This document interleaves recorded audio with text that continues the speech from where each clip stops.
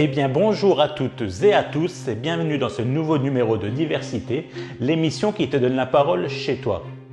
Aujourd'hui nous allons faire la connaissance de Laurence Porte, maire de Montbard, vice-présidente du conseil départemental de Côte-d'Or. Elle va nous faire découvrir sa façon d'appréhender l'actualité et de vivre pleinement sa région. Avant de commencer notre vidéo, je vous invite à vous abonner à notre chaîne YouTube et d'activer la petite cloche afin de ne manquer aucune de nos vidéos. Bonne découverte à vous!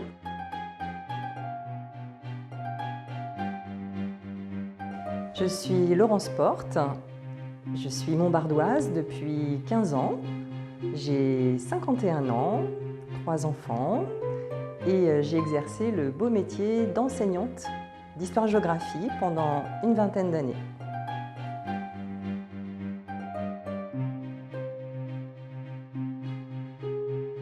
Parce que c'est un lieu symbolique et dans notre monde, je crois que nous avons d'autant plus besoin aujourd'hui de repères et les symboles en font partie. Ce lieu, c'est donc le cabinet de travail de Buffon, le grand naturaliste du XVIIIe. Et les sciences naturelles, à l'ère de l'écologie, elles sont d'autant plus importantes. J'ai envie de dire qu'elles sont d'utilité publique et en tout cas, c'est le sens de mon choix aujourd'hui.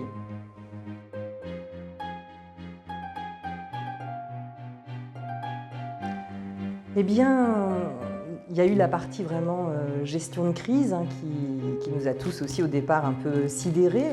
Je crois qu'on n'était pas du tout préparés à traverser une telle pandémie, à vivre ces moments.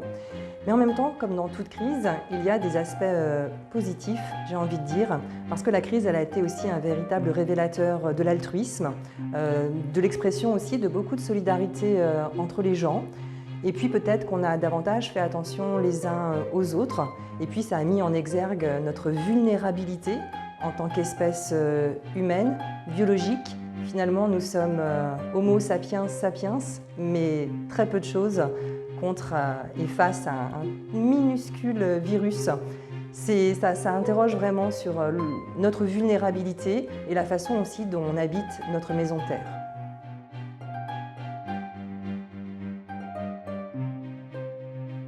La passion qui m'anime, je crois que si je devais en choisir une, c'est la transmission. C'est vraiment ce goût très profond que j'ai depuis que je suis enfant, de transmettre l'histoire, de transmettre le patrimoine, de donner du sens aux choses, de la cohérence. C'est ce que j'ai fait finalement dans mon métier pendant une vingtaine d'années en étant professeur d'histoire-géographie. Et j'ai vraiment eu le sentiment d'avoir une forme de prolongement dans l'action publique en exerçant des mandats, tout d'abord celui de maire, puis celui de conseillère départementale de mon canton.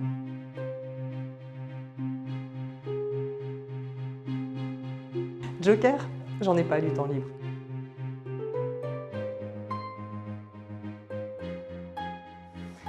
Le métier d'enseignant, c'est un des plus beaux métiers du monde, je crois. J'y suis arrivée tout simplement par goût de ma discipline d'origine, l'histoire, puis la géographie, qui est quand même une discipline à laquelle je me suis beaucoup intéressée. Finalement, ce sont les sciences humaines qui m'ont attirée, également l'histoire de l'art, l'archéologie. Donc j'ai fait mes études à la Sorbonne en histoire-géographie, j'ai passé les concours et je suis devenue professeure d'histoire-géographie. J'ai enseigné 10 ans en collège, 10 ans en lycée. J'ai fait vraiment des établissements extrêmement différents, que ce soit la banlieue, parfois un petit peu difficile, que ce soit des établissements ruraux, comme ici, dans l'Aussois. Et ce qui m'a amenée à ce métier, c'est l'amour de ma discipline. Ce qui m'intéresse vraiment, c'est d'aller à la source, rechercher le document authentique, ce qui va nous permettre voilà, ensuite de nous projeter. Parce que aimer l'histoire, c'est pas simplement être tourné vers le passé, et c'est pas du tout une histoire bataille qui m'intéresse, c'est vraiment l'histoire des sensibilités, telle qu'elle a été portée par des grands historiens comme Alain Corbin pour le 19e siècle. Et c'est pouvoir toujours donner du sens à notre présent et aussi pouvoir se projeter dans l'avenir. Donc c'est un métier qui m'a vraiment passionnée. Ce qui m'a de plus en plus passionnée dans ce métier au fur et à mesure des années, c'était pas tant ma discipline, l'histoire et la géographie, ça a vraiment été l'aspect éducatif, l'acte d'enseigner, le rôle aussi de l'adulte dans une classe. Quand on a 30, 35, voire 40, ça m'est déjà arrivé élève, il faut tenir sa classe, il faut emmener tout ce petit monde avec soi, derrière soi. Ça veut dire que c'est beaucoup de pédagogie, de recherche pédagogique, et c'est un métier dans lequel il n'y a jamais de routine. On est toujours en train de se remettre en cause, et ça c'est passionnant. Pas de routine.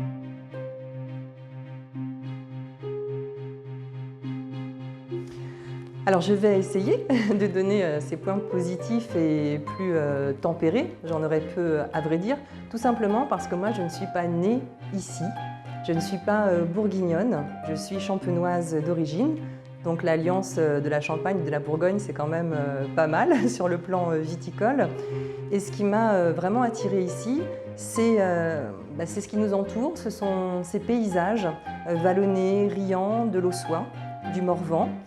Et c'est vraiment l'aspect aussi patrimonial, historique très fort qui est incarné par la région Bourgogne-Franche-Comté, qui est aussi une région industrielle. Quand je parle patrimoine, c'est aussi tout le savoir-faire industriel. Et puis nous sommes aussi dans un environnement rural. Donc c'est le choix d'un cadre de vie. J'ai longtemps vécu en région parisienne. Et faire le choix de s'installer en Bourgogne, ça a vraiment été un choix opéré il y a une quinzaine d'années et que je n'ai jamais regretté. Et pendant des années, j'ai fait la route Montbard, Semur-en-Ossois à Montbard. Et toujours, j'ai eu ce sentiment, ce bonheur sans cesse renouvelé de traverser une carte postale et de me dire que je n'étais pas là en vacances, mais que je vivais dans cette carte postale.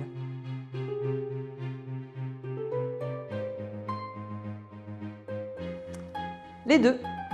Une ville à la campagne, une ville à taille humaine, avec tous les attraits d'un environnement paysager qui est vraiment rural, campagnard, verdoyant. Voilà ce qui me plaît. Et la forêt, l'arbre.